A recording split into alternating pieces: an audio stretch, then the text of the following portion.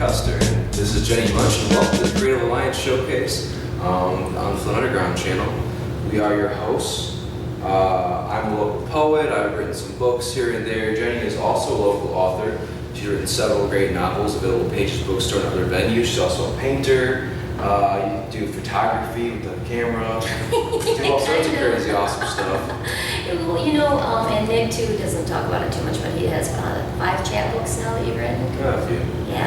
Yeah, and really cool, like urban poetry, I would call it. Maybe what would you call it? Yeah, urban's good. When you mumble and you don't have very articulate speaking, they call it urban. That's interesting. No, So you're probably watching us on the Comcast Channel 17 Public Access, and we thank you for watching our Monday night show, 6 o'clock. We're here every Monday night doing different shows with stuff in the community. We got the Creative Collab Night, which is a monthly open mic we do at Good Beans Cafe. Come up next Monday probably.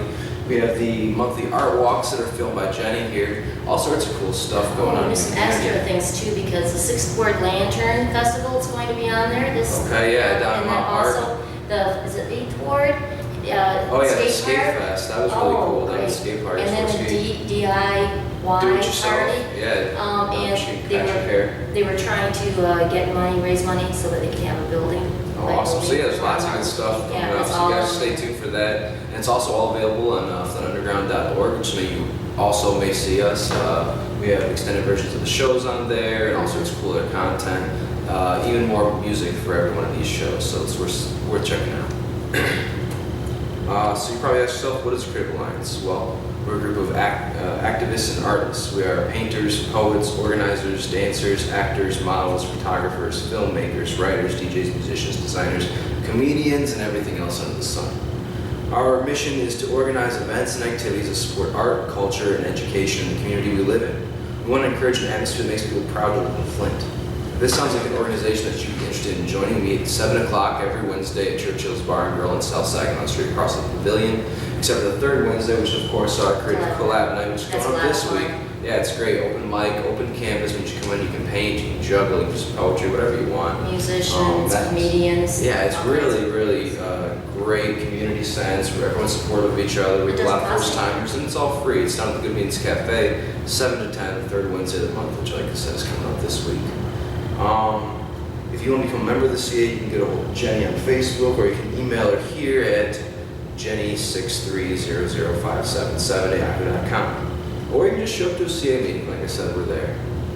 So today on our show, we're going to have Dean Vanderkolk, who's a local filmmaker, writer, actor, just all-around great guy. We're also going to have on LB Deverell, which I hope I pronounced that right. LB is a local musician, good friend of ours, old friend of Jennie's. And just someone, if you guys don't know about, you should definitely check out. And we're excited for the show today. So let's get right into it. Let's start with events. Coming up June 28th, 7 o'clock, there's a Summer Solstice Art Celebration at the Machine Shop. It's an annual event held by Julie Moore at the Machine Shop this year. All the funds are going to fund the Flint Underground. There will be live bands, firepoint, art, vendors, artists, art auction, raffles, and lots of fun. Quest Ion's going to be playing. Subculture is going to headline. Iser Nicola, Decoration Music Department, and others will be on the bill, so it's definitely worth checking out. It should be a lot of fun. I don't see the cover, it's probably $5, but check it out online, Facebook. Same night, 8 to 2 a.m. at Churchill's. Shogun, Lord Humongous, To Be Fed, Elysium are all playing. Their Dead Grounds, probably a lot of dubstep type stuff. Well, the To Be Fed, I've heard them before, but I think I filmed them somewhere. And they were like really heavy, Oh, cool. screaming bands. So yeah, there's going to be some stuff down for that. Check that out if you're not going to be at the Summer Solstice. June 29th, the day after that, Flint Pride in the Park. There's going to be a gay pride for this year down at Riverbank Park in the pavilion and adjacent park area. It will be, it doesn't say, it'll be an all-day thing though, and it's $5 suggested donation. That same day, the Creative Arts Council of the City of Flint will have an Artist Imagine Flint event, which essentially is this artist in residency program. They put an artist in each one of the wards to help kind of capture voices. They're going to present all their projects from noon until 3. It's open to the community. There's going to be food, events for the family, all sorts of cool stuff. Come on out and see what's been going on, and add your voice to the mix. It's really important to do that. So that's going to be June 29th from 12 to 3. Also June 29th from 9 p.m. to 2 a.m. at Churchill's. Michael A. will be doing One Continuous Happening. or he'll be doing his things with DJ, and then one continuous happening, which is a band we plan at 10:30, followed by All Day Monday. And then I think Michael will be doing intermittent like jams throughout. Yeah, he's a lot of fun too. He's a great guy. He also is part of our Sports Local Quote Open Mic, which is every other month. Our next one's going to be the first Saturday in August. He's got this eclectic group of music, that he plays. That he always comes up with this He's old great. song that you hadn't heard in a long time, and it makes you He's dance. great, and he's always there, and he's a reliable guy every Saturday at Churchill's and every Tuesday at the Loft. July 1st is registration for Drop Fest. Check it out if you want to be a vendor. Get a hold of Jared and Sage. It's all online. July 8th at the Flint 432, our home. We've got a power pop punk show with Cezacia and Marcus Nuccio from the band Downsing. Sundials, which is a band from Richmond, Virginia.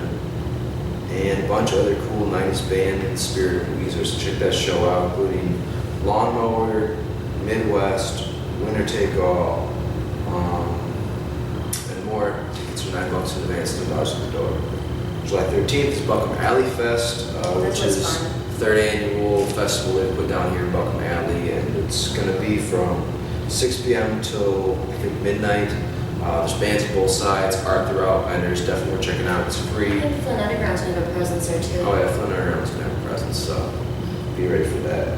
July 19th, 8 to 2 a.m., see release party at Churchill's for Things Kept.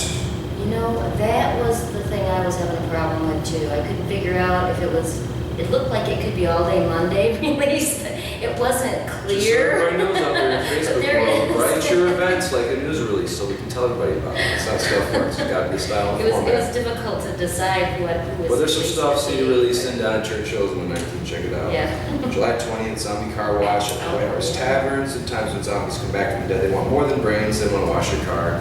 I think this is probably going to the Zombie Fest fundraising. It's going to be at the White Horse on the 20th of July. Did that great zombie walk over years and something like Yeah, that. I'm sure it does. I'm sure it does. We have a video of that too. Oh yeah, check that out. So many cool videos. Also July 20th, 5 p.m. to 10 p.m. Xenopalooza, the Flint Local 432, with zines from the Coolest Clan, Kunelis, who we had on the show. Paul and his family. Flint Horror Con, and we got Dean's going to talk about Flint Horror Con a little later in the show. We got Tara Lockhart, Jacob Napier, Gary Rowe, who we had on the show one time when Glenn was here. Sam Buford, the Jack Kirby Memorial Stage. We had Randy Zimmerman, who's a local artist.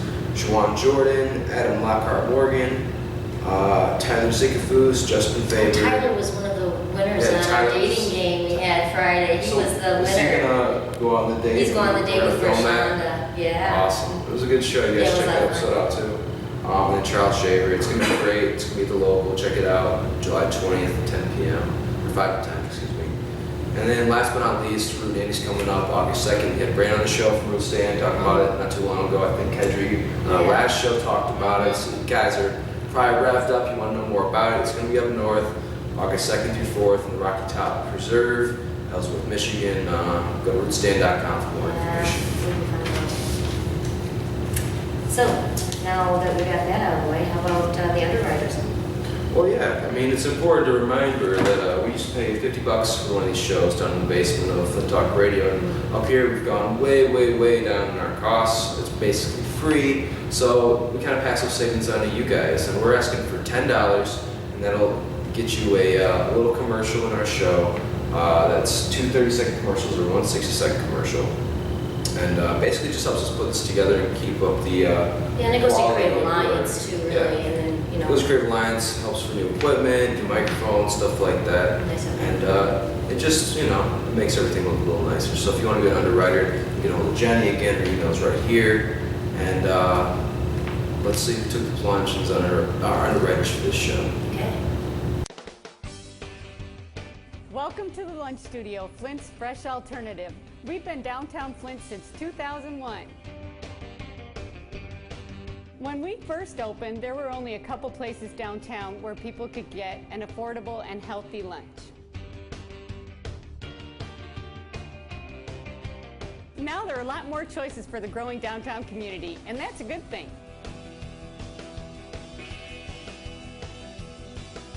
At At the Lunch Studio, we serve lunches made with the best ingredients at the best possible prices and always with a smile. All our soup and chili is made in-house daily. We have daily lunch specials and delicious breakfast sandwiches too.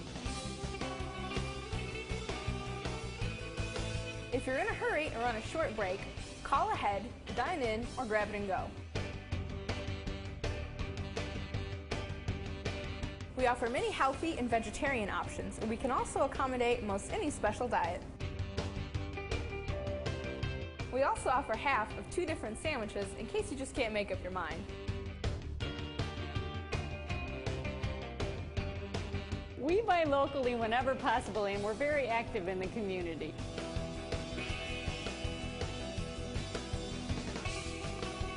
We are proud and excited to be a part of the revitalization going on in downtown Flint, a place that we have always loved.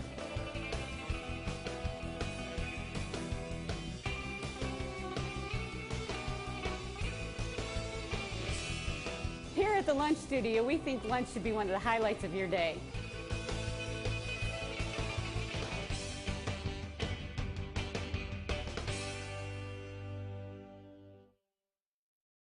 Page's Bookstore is locally owned and is located at 132 West 2nd Street in downtown Flint at Buckham Alley.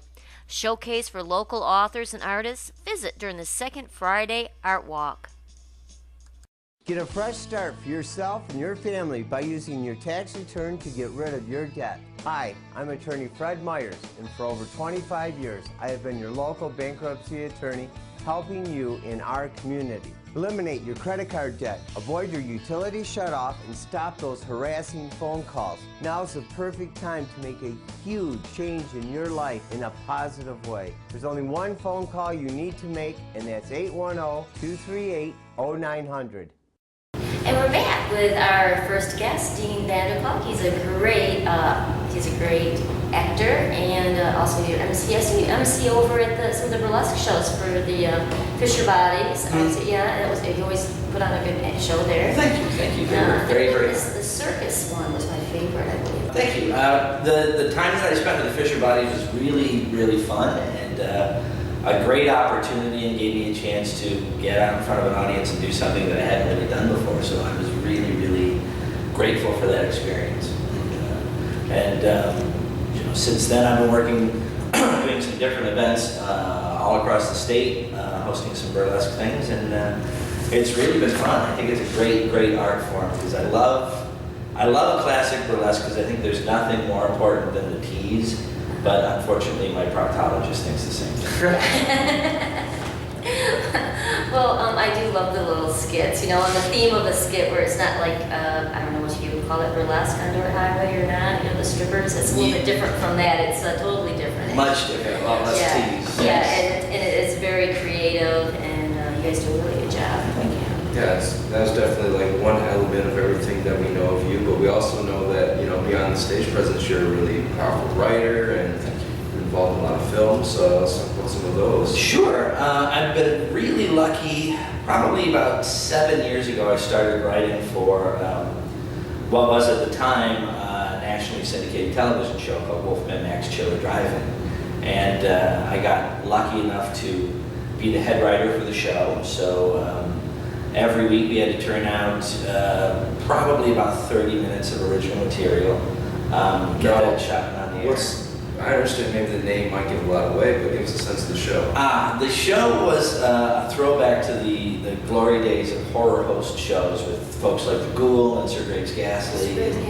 Yeah, and Count Scary, where you'd have a comical host. I'm sorry? Elvira, absolutely, the godmother of all of us. You'd have a comical figure who would host horror films. And then they would typically come back in during the breaks and do little bits and throw you back and forth to commercials. So the show had already been established and was running in Detroit. And when they brought me on board, we talked about what direction we wanted to go, and we decided that it would be fun and pretty different for that genre to try and make our host segments tell a continuing story every week. We tell a full story. and try and relate it to the movie in some way. And we thought in that way, hopefully, people would get more invested in our characters and want to keep coming back. Yes. And it worked very well. Oh, and they were funny too. That skeleton that can talk and he would tell jokes, and oh, it's just so funny. It's Boney Bob. Boney Bob was his name, huh? I remember that now, Boney Bob. So how long did you write for that show? I wrote for the show for about 3 years, and it just got to a point where, unfortunately, with a lot of things in the art, particularly independent television, the money coming in isn't enough to keep the show afloat, and it eventually had to retire. But it still lives on in reruns. It has a lot of fans. I'm very proud of what we've done. For sure. And so where did you move after that? After that, the last season of the show, we had a local film studio come in and shoot our episodes, Motion Picture Institute of Michigan, out in Troy. And they kicked our production values through the roof. I mean, there's just a quantum leap from the second season to the final season. And I got to know several of those people, one of whom was a really talented filmmaker named John Wisniewski. And John was working on a film of his called Elves and Fishes, and my wife, that's it. My wife was doing the art direction and set design for the film, and Her name's Vicky, right? yes, I saw it in the credits. yes, it's Vicky. Hi, Vicky.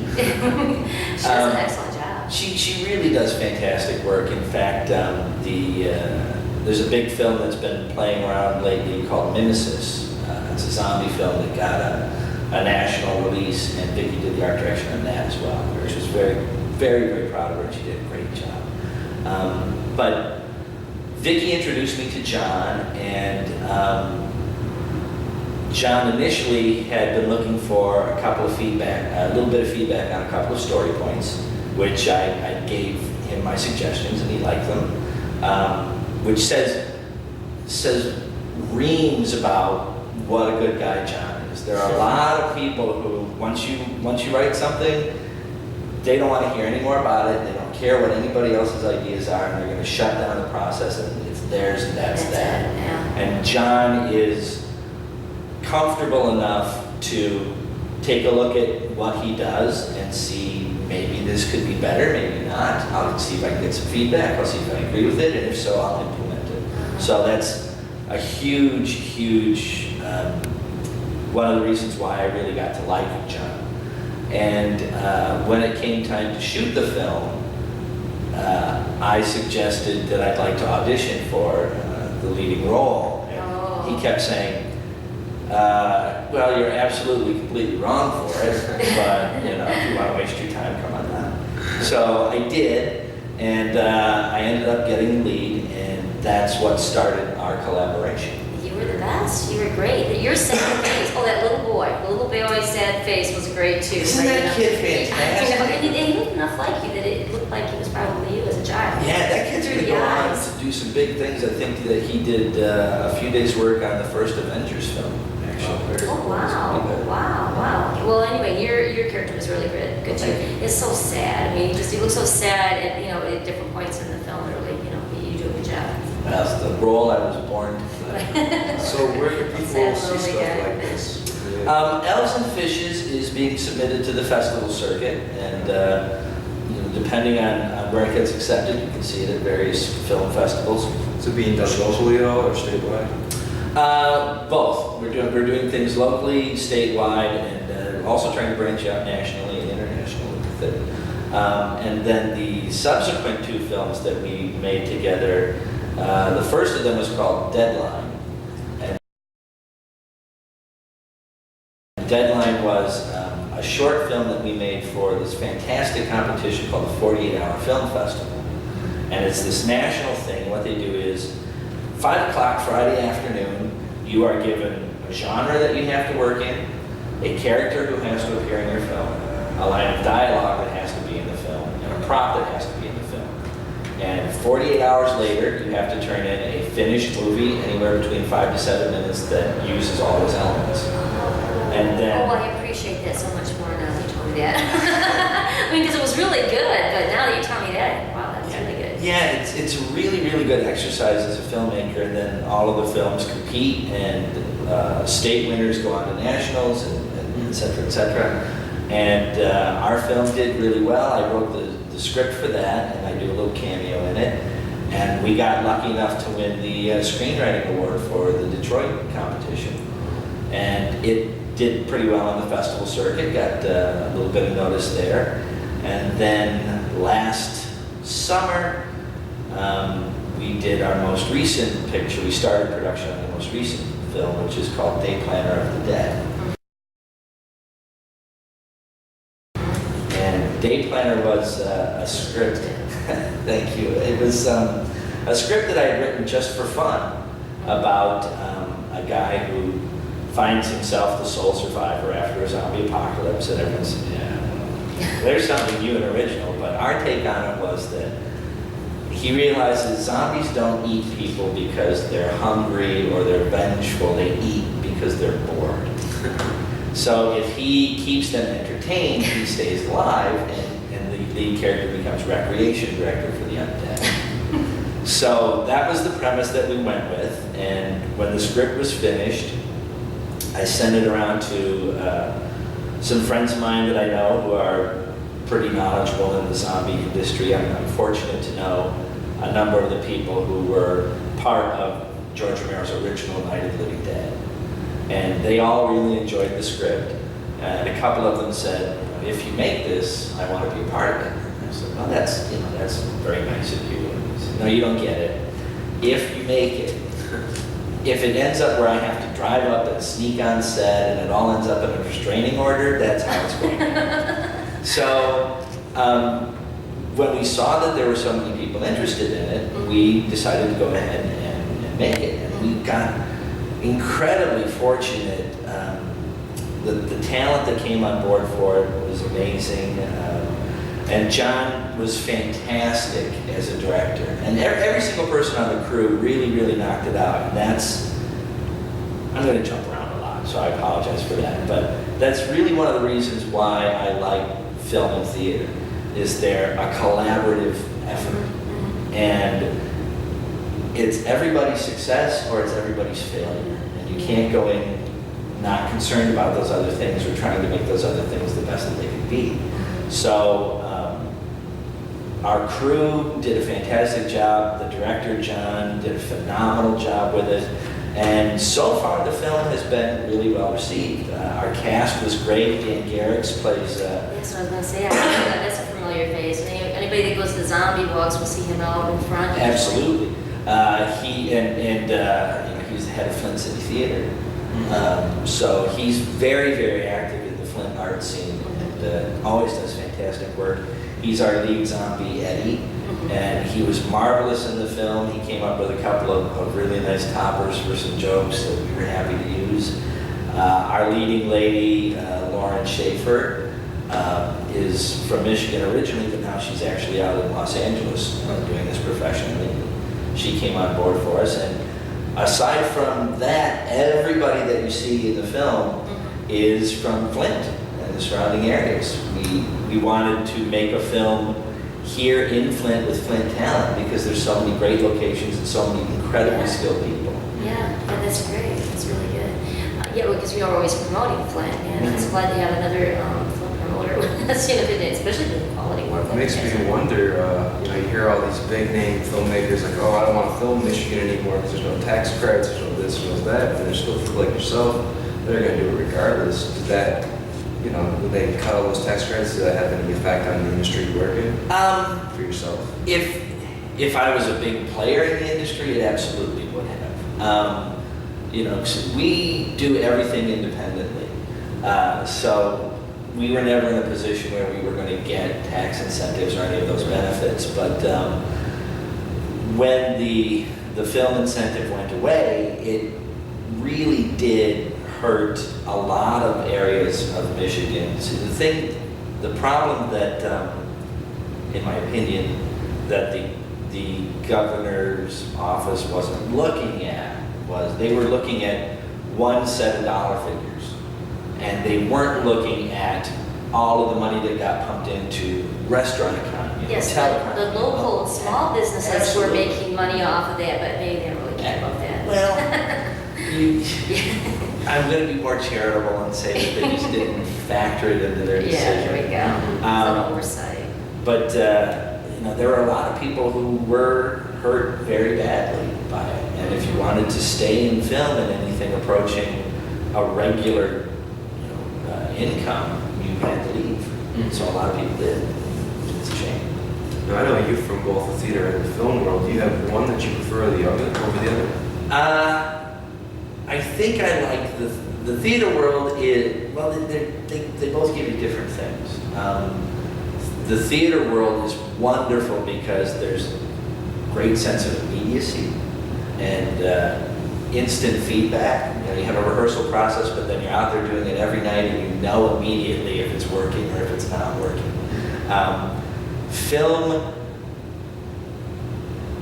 is, even when you're shooting on location, it's this world that you have to create from the ground up. And there's so many different areas where things can be improved and where things can also be lessened. And so I think anybody who's a filmmaker, and I should clarify, I'm not a filmmaker. I'm a writer and occasionally an actor. Guys like Wisniewski and Scott Hall and Anthony Gaskell, who directed Deadline, those guys are filmmakers. And they have to keep so many balls in the air and so many things on their mind in the focus of what they're doing that it's unreal. I don't know how they can do it. And every step along the way, even if you get that performance and it's really good, you might get in the editing room and find, okay, well, our sound was crap, and now we have to figure out how to fix that, or the lighting was bad, or we've cut it together and now it doesn't flow as good as we'd like it to, and it's definitely more a medium for people who are, I don't know, obsessive compulsive is the wrong word, but you have to be focused on a lot of things. You're involved in the Flint Horror Convention too, aren't you? I am. This is my first year working with them, and I'm really, really excited about it. We've got some major guests that we're about to book and announce that we're very excited about. And this year is going to be really fun for us because we're actually going to have sort of almost an entire summer of Flint horror-related activities going on. Starting at the end of June, we're going to be hosting movie nights at the Point on Saginaw, 5545 South Saginaw. The Point, is it the Saginaw Door? It's like Grand Blanc. Yeah. Saginaw Door coming out? Yes, absolutely. And it's a new nightclub.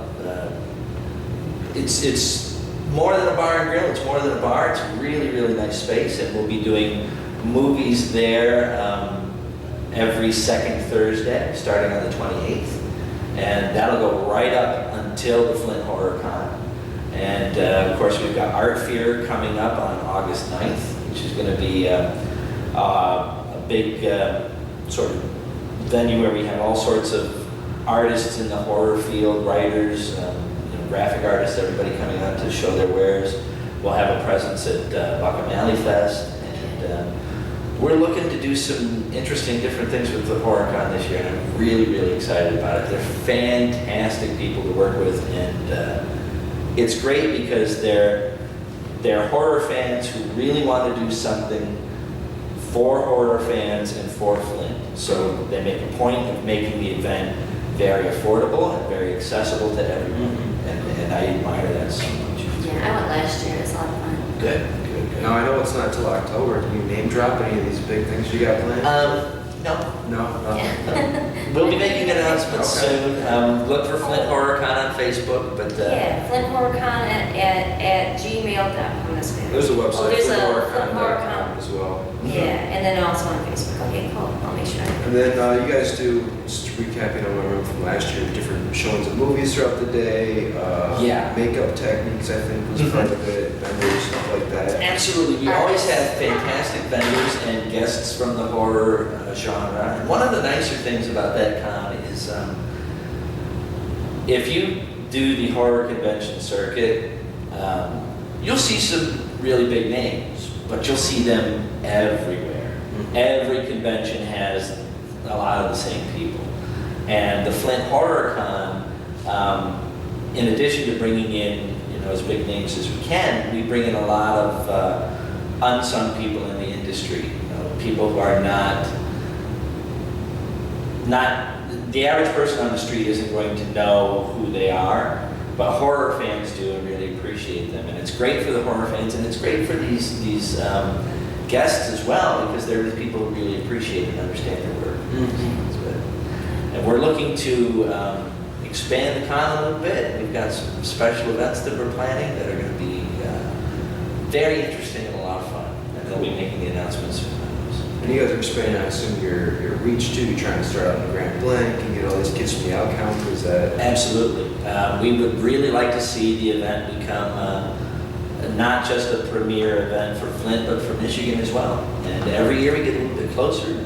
Every year you reach a little bit farther. Very cool. And that's going to be at the Masonic Temple on October 19th, I believe that is. It's that Saturday. I think It's it's October 19th. Yeah. From 12 to 9. 12 to 9, and there's every single minute is jam-packed with goodness, and you will not be disappointed. It's only $10. It's definitely worth checking out. Absolutely. And what else do you got down the pipeline coming up? Well, I'm partners with an incredibly talented artist named Steve Chapieski, and if you follow the art scene in Flint, you've definitely seen his work. He does posters for the Flint Zombie Walk every year, does all the poster work for the Fisher Bodies, and was the lead editor and graphics designer on Chiller Drive-In. And he and I are meeting this week to pitch a new project. We'll see how that goes. If it works out, it may bring some of the folks who you might have seen and liked on Chiller Drive-In back to the airwaves in a different form. Little skeleton. No, Boney won't be here. Boney's living in Florida trying to get a little bit of a tan. Okay, So, it was kind of pale. he and I are also working on a book that should be a lot of fun. It's going to appeal to a wide age demographic, and we have a publisher interested. Right now we're just trying to finalize the artwork for that. And I have, for the first time, a good outline and plan for what will hopefully be my first novel. And it'll be in a different genre for me. Was that going to be What's scary? the different genre? Well, it'll be in the horror genre, but almost everything that I write has a lot of humor in it. And I don't think that'll be the case with this work, but you never know until you start writing. This is one question I had is, why do you kind of tend to go towards comedic? It's just something that's spoken to me ever since I was a little kid. I grew up watching all of the classic comics like Laurel and Hardy and Keaton and Chaplin and the Marx Brothers, and that really spoke to me. And I found that humor was just this amazing thing that could cut through all emotion, no matter what you were going through, and find a way to make you smile and make you laugh and forget for just a little bit how bad things might be. And I think that a lot of life is unpleasant and painful, and being able to look at it from the humorous side of it makes things a little bit easier to deal with. Well, they say the definition of comedy is tragedy plus time. Yes, I like Mel Brooks' definition a little better, which is tragedy is when I cut my finger, comedy is when you fall down a sewer and die. And I think there's a lot of truth to that. Even in films like Dayplanner, there are moments that are, if you take away the humorous spin on it, they're really, really sad and hurtful. But because of the way we've spun it, hopefully you don't feel that. Yeah, someone's hand to him. Or it's probably not nice, but in your movie it's funny. Well, thank you, thank you. So how can people keep up with you, like your internet presence? I don't have a dedicated website. They can find me on Facebook at Dean Vanderkolk on Facebook, and they'll probably regret that very quickly because I tend to post a lot of stuff all the time. Somebody's got it. Yeah, somebody has to. There's only so many cat pictures to go around. But I'll keep everybody abreast of everything. If you want to see Dayplanner of the Dead, we'll be screening it at Flint HorrorCon as part of the events. We're really excited about that. And Dayplanner also has a Facebook page. We can keep up on all the latest information there. And then are we going to show the Yeah, absolutely. You want to set up a scene from Dayplanner? Sure. I think this is part of the opening scene where Michael is doing his best to entertain the zombies to keep from being eaten. So that's what's happening. Well, thanks again for coming on the show, and let's check this out. Yeah. Dayplanner of the Dead.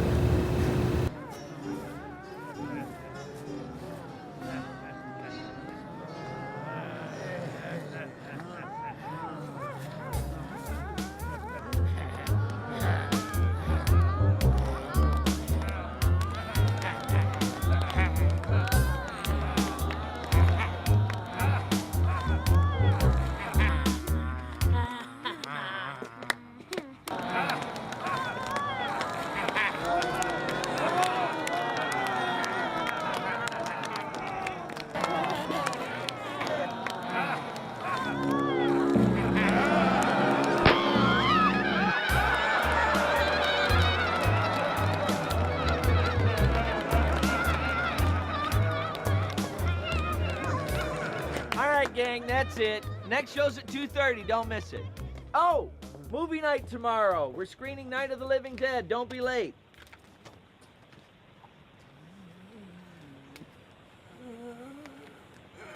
And we're back, and we're here with LB Deverell. Welcome, LB. You guys might know him from Globe fame. I think you were in that for about a decade there. Oh, pretty close to, and off and on the last couple of years. Right. Oh yeah, pretty solid for a good 7-8 years. For sure. And of course, you've probably seen him locally, if not, doing your solo thing. Just saw you the other night down at Junebri, rocking it out. Thank you. Yeah, Excellent. Done a couple of shows as this solo act I call Hamid Ainu, and I really probably gonna keep building that thing and doing that more. But my whole goal is to really find a band.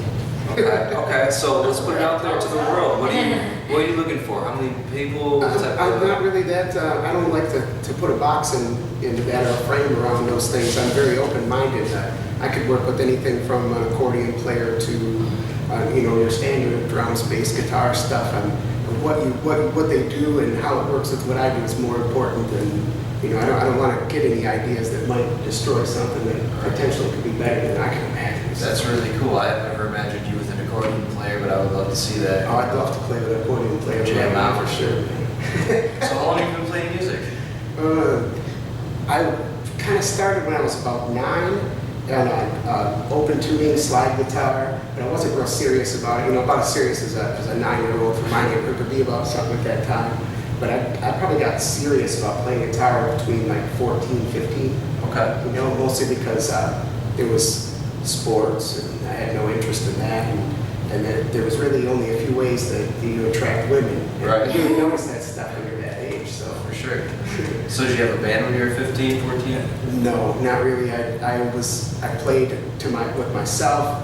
I practiced really hard. I played guitar a lot, and my dad raised me on like jazz. And as much as I fought it and tried to become a heavy metal guitar player, it just kept coming out like funk and that kind of thing, and I couldn't fight it. And where I grew up, there was no, funk band. There wasn't even an option. You were a heavy metal guy or you were a pussy, and you weren't even getting in a band. Right. And this guy moved from Pontiac, who was 3 years younger. I was 17, he was 14, and he said, "You need to play in my funk band." And I figured this kid has a funk band, you know, and he had a bass player my age that I knew and another guitar player that I knew also, and that's who got my confidence and got me to do that. And he later on played in Devious. He was a drummer at Devious and Dream Foundation, and never been in another band with him since. I've jammed with him a couple times, and I still say that if it wasn't for him, I don't know if I ever would have got the balls to get up and actually play in front of an audience at all. For sure. That's excellent that you had that push in life. Oh, yeah. It was great. How did you come to be in Globe? How did you guys come to be together? My sister, I knew Corey Plank, and my sister and him were really good friends for all the way through junior high and high school. And I was without a band and in a really weird place in my life where I was just being a company man. I worked 60 hours a week for a garbage company for 2 different ones for like 5 years. And I used to hang on the back of that truck and go, I don't belong out here, I belong on a stage somewhere. And my sister said, well, I found the band that you need to play in, I think. And she goes, you should go hang out with these guys. And I went and hung out with them, and I jammed with them a couple times, and I was in. It was like that. It was magic from there. It was like catching a wave. It was like I rode that wave for years, and you know that kind of faded out for many different reasons. There's not any one single thing I could put a finger on, but it was great. I don't regret a moment of it at all. You guys did a lot of cool stuff. Met all kinds of people because of that. Johnson Craig performances and all that. Oh yeah. Because of him. We went to Chicago and played on an Easter Sunday for an audience of 5 people. And at the moment, it seemed like a bust. Those 5 people went on to book us in bigger things than I'd ever imagined. I never thought I'd hear from any of them again. 2 of them I ended up getting to know really well. And I'm so thankful that we took that trip out there and played for those 5 people in that little cafe on Easter. Right, for sure. Kind of those awesome things come out of the unexpected, you know? Oh, yeah. For sure. How would you describe your music? I don't know. I got 2 very distinctly different things going on, I feel. And I'm going to do like kind of a gypsy jazz sort of-ish thing at times. And I can play electric rock and roll type of funk. And to me, those things can all go together on the same stage with the right people playing it. And then lately, because of being without a band for so long, it just hasn't worked out. You know what I mean? With people and chemistry or one thing or another was a miss. So I've been without a band and I needed some backup to get out and play again. So I got this Korg K-oscillator and I have no idea what I was doing with. And 3 days later, I was staying up all night and I had 12 skeleton songs on there in a couple of days. And a couple weeks after that, I had some complete products. And so that to me is the most distinctly different from everything else I've ever done up to date. And you are a songwriter. Yeah. And write your own music. Yeah, I have very few covers. I actually am ashamed to say that I know very few covers. I have a few jazz standards here and there, but that's about it. Okay, well, that's cool. It's a good push, though, to write your own music, you know? I feel like, the writing thing is like a catharsis, you know? It's like, you do it because you have to. If you don't, your soul is sick. Right. You know, and Eugene Hutz puts it that way. Mm-hmm. And I never heard it put so true the way I felt about it too. I'm like, I could be on an island with somewhere of 3 people there, and if there's an instrument at some point, I'm not have to write music, or I'm not going to be well. You know, I'm going to be a very impossible person to live with too. Another obsession. Okay, great. Well, is there anything coming up that you can talk about? Something that you're planning? You said you were at Jamboree? How did I just show Jamboree? Where were you at? I went out at like 7 o'clock. At Yeah, he was before the Dayton game. Yeah, well, I've been out of the loop for a long time too, and I don't expect to come back and hey, give me the headline and smile, you know what I mean? And there's so many great young talent that I see all the time, you know, and oh man, I wouldn't even dream of, even if I could, you know what I mean? I wouldn't even dream of being like, well, I'm gonna take that slot right there with all those people that I've been there before, and there's all kinds of people that need that. To get out there and get their name in music and find their place in that life, you know. Yeah. Well, if people want to find your music online, is it available? Not yet. I'm very tech-tarded, and I kind of fancy myself more of a country boy, really. I could work on plumbing and mechanical things more than I can electronic stuff. I know just enough about instruments and stuff to get by, probably, but I need the help of other people to do those kind of things. I recorded some stuff with Deverell the other day. He's a friend, and he's very inspiring to me. I knew I should hang out with him before I go play a show. I didn't know why. And in the midst of it, I helped him finish something that he had already written, and we wrote something off the cuff. And, That's awesome. And then I left inspired that night to go play too. So Very cool. Great, yeah, Deverell is great. We've videotaped him before too. We did a full trip to Detroit. Oh Yeah, that's on the YouTube. Was it like an impromptu poetry, or was it really like that singing? was just music right now. Some of the thing he did was music with poetry, and I just put some more music to it. And then another thing we just wrote off, and he's going to put poetry to it. I haven't even heard yet, but I have faith in the man. I've heard what he does. Okay, he's a good kid. He's passionate and everything, and he's going to help me with the technology part too. Yeah, he's good at that, just by being around him and picking up already help. Yeah, I figure if you can get the chaos pad down, the internet's nothing. You know? Yeah, oh yeah. For sure. Well, like you said that you were looking for a band. If somebody's listening to this and they want to get a hold of you, because they can hold you on Facebook. Yeah, absolutely. I'm LB Deverell on Facebook. Yep, and I'm very open-minded. I've seen all kinds of posts before about bands in search, and they have age limits and this and that. I'm very free to if you're talented and you like what I do and you feel like you can add to it, or feel like that you and I are on the same page somewhere, I want to hear what you do. I'm curious. So they're not going to be a pretty boy, huh? No. If they really are that way, if they're one of those people that's very, stagey and in the dress, I'm not going to knock that. Yeah. That's a thing in itself. Yeah, Willing to try whatever here. It's not an issue for me at all. You should do shows with just different groups of musicians as their audition. Like just throw them on a live show and see how it goes in the jam. I'd be willing to try that. Well, hopefully they would too. I would attract the type of people that I would gel with too, because it's very improv driven. Exactly. Very cool. Yeah, you were on one of our collab night videos. In fact, it was the May collab night video. Yeah, so you can look at, was it May? It was recently. April. April, it was April. Okay, so if anybody wants to look at the April collab night video from 2013, He's on. he was on there. Do you have anything to say what songs you got for us today? I'm going to do one from the collab night because I really want to get that out there. Is for my electronic sound. That's probably my masterpiece right now. I feel the best thing I got. And then I'm going to do something very different from that, just to kind of give examples of diversity and what I can bring to your band possibly. Awesome. Well, I'm excited to hear that. Before we do that though, let's do a little message from our underwriters. We're thankful for every show here, and I think if you guys want to be an underwriter too, it's only $10. You're going to support this show and all the local artists that you see on here every month. So let's do that real quick and we'll come back with LB. Page's Bookstore is locally owned and is located at 132 West 2nd Street in downtown Flint at Buckham Alley. Showcase for local authors and artists. Visit during the second Friday Art Walk. It's like a reason, till the season.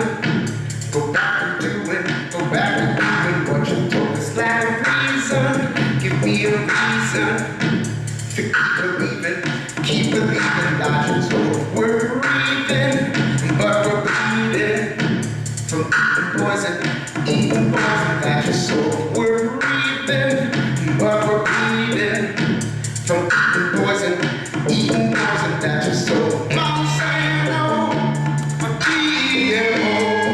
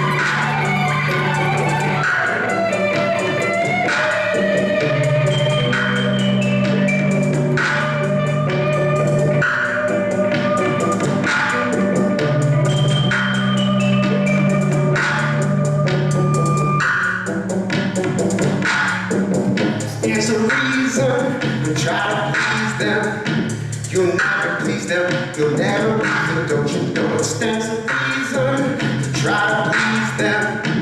You'll never please them, you'll never please them. Don't you know deep-seated in their greed is? And they'll be pleased when nothing grows. Deep-seated in their greed is. And they'll be pleased when nothing grows. Yeah. For what? You guys are gonna sing things? Obviously do 2 songs. Thank you.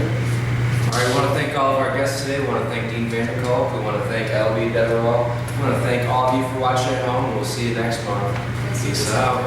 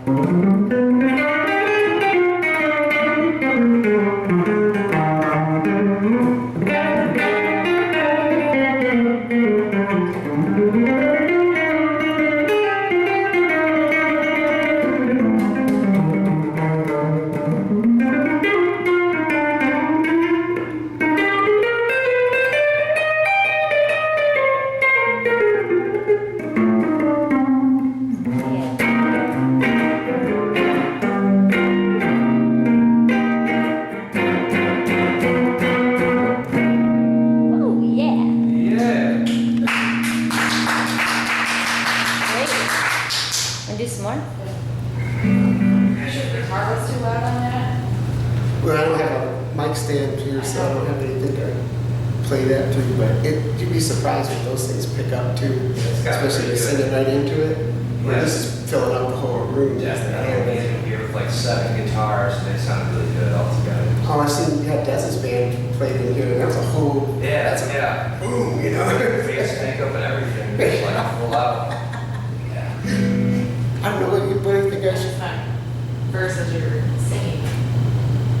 Yeah, the mix, but you can't, but like the mic's right in there, so it probably doesn't matter much. No, what else do you think I should do if I do another one? Either a mic or your guitar player. I'm not talking about them, I'm talking about song. Oh, song? Yes, yeah. Oh,